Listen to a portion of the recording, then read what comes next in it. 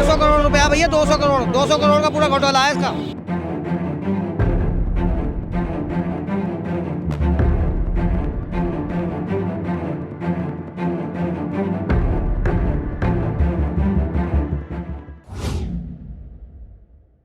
UP के जिला बदायूं बरेली तक मचे हंगामे के बाद आखिरकार अमर ज्योति फाइनेंस कंपनी के निदेशक, भाजपा नेता, मैनेजर समेत जिम्मेदारों पर शिकंजा कसने की तरफ पुलिस ने पहला कदम बढ़ा दिया है।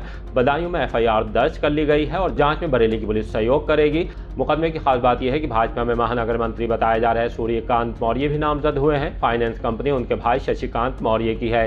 एजेंट और निवेशकों की माने तो करीब 200 करोड़ लेकर कंपनी फरार हो गई है। 200 करोड़ रुपया भैया, 200 करोड़ का पूरा घोटाला है इसका।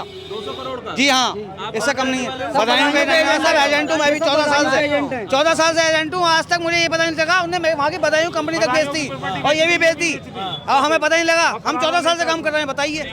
बदायूं में मीरा सराय स्थित दफ्तर पर ताला लटका है। पैसा डूबने के बाद लोग कंपनी वालों की तलाश में बदायूं से बरेली तक हंगामा कर चुके हैं। बरेली में मोहल्ला कट्टा चांद खां स्थित एक आलीशान कोठी पर महिलाएं बच्चों के साथ धरना देकर बैठ गई थीं। खैर, एफआईआर के साथ बदायूं के एसएसपी ने जांच के लिए एसपी सिटी विजेंद्र द्विवेदी की अगुवाई में 3 सदस्यीय एसआईटी भी गठित कर दी है।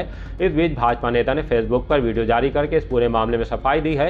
एक नेता पर साजिश का आरोप लगाया है। बदायूं की अमर ज्योति फाइनेंस कंपनी के संचालकों पर नामजद रिपोर्ट दर्ज कर ली गई है।